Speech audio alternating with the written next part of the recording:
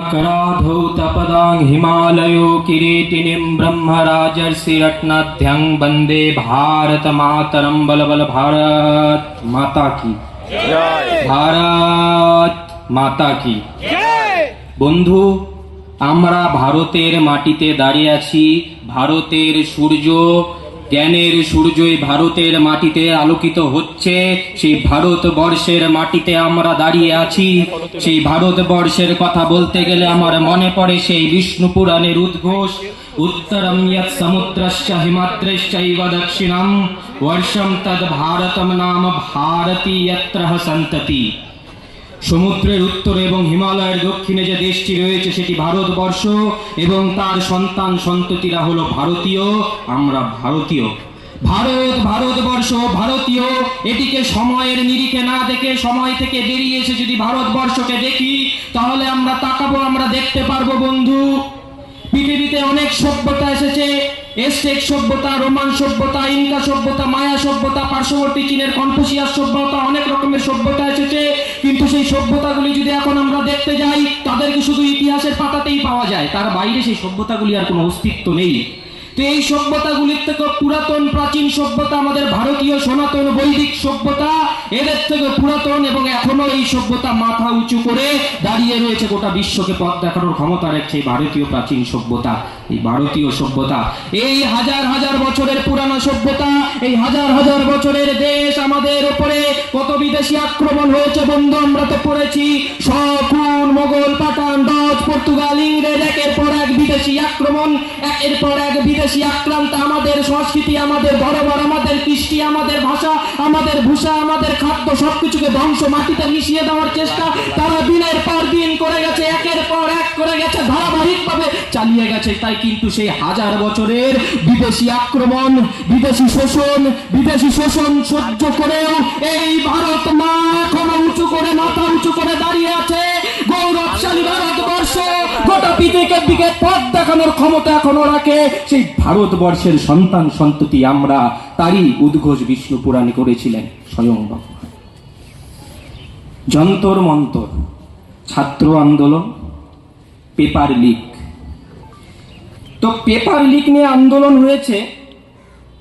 এই আন্দোলন দশকের পর দশক ধরে পেপার লিক হয়ে আসছে। এর আগে কোনো আন্দোলন দেখা গেল না। 2014 সালে ইউপিএ আমলে, কংগ্রেস আমলে সিবিএসই ক্লাস 12 ফিজিক্সের পেপার লিক, 2013 সালে এসএসসি সিজিএল পেপার লিক, 2012 সালে AIIMS post graduate paper leak, 2011 সালে লাইফ ইন্স্যুরেন্স।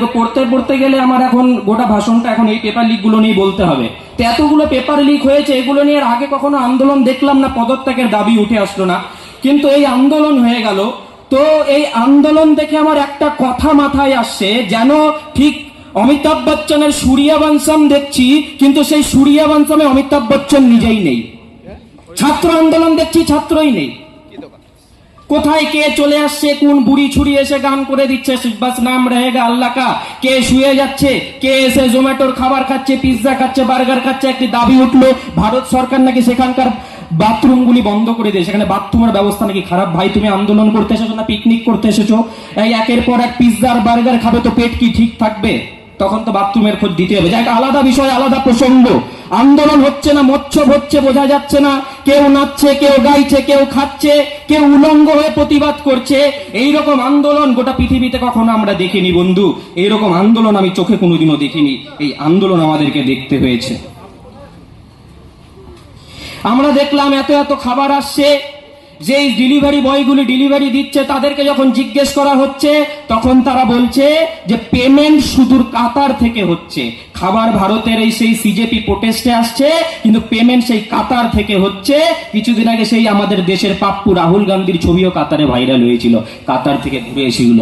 কি পরিমাণ ষড়যন্ত্র, কি ভয়ঙ্কর ষড়যন্ত্র চলছে আমরা স্বপ্নেও কল্পনা করতে পারবো না বন্ধু। এই দেশকে ধ্বংস করার জন্য কিভাবে এইরকম চক্রান্ত এই বিদেশি শক্তি চালাচ্ছে আমরা তা দেখতে পারবো বন্ধু। আমরা তা দেখে আসছি। আমেরিকার সংবাদ মাধ্যমগুলি, আল জাজিরা থেকে শুরু করে আরো বিভিন্ন আমেরিকান বিদেশি সংবাদ মাধ্যমগুলিতে আমরা দেখছি কিভাবে ভারতে একটি প্রোটেস্ট হচ্ছে, কিন্তু আমেরিকাতে পুঙ্খানুপুঙ্খ খবর, কোথায় কোন ছেলে কোন কোন জায়গায় মার খেলো, কোথায় কোন কোলায় কোন গলিতে কে না খেয়ে পড়ে থাকলো, এইরকম পাই টু পাই খবর তাদের কাছে পৌঁছে যাচ্ছে। বন্ধু ভাবুন কি করে এগুলো সম্ভব হচ্ছে। আমেরিকা থেকেও একের পর এক ছাত্রছাত্রী অনেকে এসে এখানে আন্দোলনে সামিল হচ্ছে। কিরকম ভয়ঙ্কর চক্রান্ত চলছে, এই চক্রান্ত আমরা বলে দিতে চাই। চক্রান্তের কথা বলছি, হাজার বছরের সভ্যতা সংস্কৃতির দেশ ভারতবর্ষের কথা বললাম, তো এই দেশকে হাজার বছরে এতজন ডগাতে পারলো না, তোমরা দুদিনে এটাকে বাংলাদেশ আর নেপাল বানাবে। কারা আন্দোলন করছে? কিছু বামপন্থী ছাত্র সংগঠন, যাদের মুখে এখন কুকুরও প্রস্রাব করে না, তারা এগুলো আন্দোলন করছে। নাম দিয়েছে নাকি জেনজি। কোথাকার জেনজি না স্যান্ডো গেঞ্জি বোঝা যাচ্ছে না। এরা নাকি আন্দোলন শুরু করেছে। কিসের আন্দোলন বন্ধু? এত আন্দোলন কিসের? এতদিন ধরে পেপার লিক হলো, এই আন্দোলন এখনই কেন দেখা যাচ্ছে? কারণ FCR 2.0 আসতে চলেছে। FCR 2.0 আসতে চলেছে। এই যে এনজিও গুলি রয়েছে, বিদেশের ফান্ডিং নিয়ে ভারতের থেকে, ভারতে রেখে ভারতকে কি করে ধ্বংস করতে হবে, ভারতকে কি করে নষ্ট করতে হবে তার পরিকল্পনা চালায়। তাদের ফান্ডিং বন্ধ হয়ে যেতে চলেছে। আমরা দেখলাম কিছুদিন আগে এই প্রোটেস্টে খ্রিস্টান মিশনারিরা হাঁটছে। কোথায় ছাত্র আন্দোলন? হাঁটছে খ্রিস্টান মিশনারিরা। সেই খ্রিস্টান মিশনারি যারা চালের বস্তায় ধর্ম পরিবর্তন করায়, তারা নামছে। কারণ তাদের ফান্ডিং বন্ধ হতে চলেছে, তাদের পিলে চমকে গেছে, জোকের মুখে লবণ পড়ে গেছে। তাই তাদের এই আন্দোলন, এই দেশ বিরোধীদের আন্দোলন, ভারতকে টুকরো করার জন্য আন্দোলন। বন্ধু, আন্দোলনে কত রকমের রঙ্গ তামাশা, এন্টারটেইনমেন্ট, ভরপুর এন্টারটেইনমেন্টের জন্য মানুষ সেখানে যাচ্ছে। কি দেখলাম? সব থেকে বড় এন্টারটেইনমেন্ট দেখলাম, সেখানকার মঞ্চে মহুয়া মৈত্র ভাষণ দিচ্ছে। বন্ধু ভাবুন, মহুয়া মৈত্র ভাষণ দিচ্ছে ছাত্রছাত্রীদের নিট পেপার লিক নিয়ে। পশ্চিমবঙ্গে প্রাক্তন শিক্ষামন্ত্রীর বান্ধবীর খাটের তলা থেকে 50 কোটি টাকা পাওয়া গেল। পর্ষদের চেয়ারম্যান জেল খাটা আসামি, ওএমআরসি নেতাদের বাড়ি থেকে পাওয়া যায়। নেতারা সাদা পাঞ্জাবি পরে চাকরি বিক্রি করে। সেই রাজ্যের নেত্রী সেখানে গিয়ে ভাষণ দিচ্ছে পেপার লিক নিয়ে। বন্ধু, অষ্টম আশ্চর্য। নাকি মমতা বন্দ্যোপাধ্যায় সেদিকে হাঁটছিলেন। ভাগ্য ভালো, আগে ধর্মেন্দ্র প্রধান ইস্তফা দিয়ে দিয়েছেন, সেই দিনটি দেখতে হয়নি, চোখ দিয়ে রক্ত বেরিয়ে যেত। আমরা এই আন্দোলনের পরে দেখলাম, আগে পেপার লিক বা এই এক্সামগুলি কন্ডাক্ট করার জন্য কোন রকমের নিয়ামক সংস্থা ছিল না। এক্সাম কন্ডাক্ট করার বা এক্সামগুলি সুস্থভাবে পরিচালনা করার কোনো কঠোর আইন ছিল না। এবং তারপরেও একের পর এক পেপার লিক আমরা দেখেছি। কিন্তু এই সরকার আসার পর, বর্তমান কেন্দ্র সরকার আসার পর, কঠোর আইন ব্যবস্থা, নিয়ামক সংস্থা থেকে শুরু করে একের পর এক পদ্ধতি লাগু করেছে। এবং পেপার লিক হওয়ার পর একের পর এক গ্রেফতার করা হয়েছে, ফাস্ট ট্র্যাক কোর্ট আনা হয়েছে, এবং আরো অনেক রকমের ব্যবস্থা এই সরকার তাৎক্ষণিকভাবে করেছে। কারণ এই সরকার আমাদের সরকারি দেশের সরকার।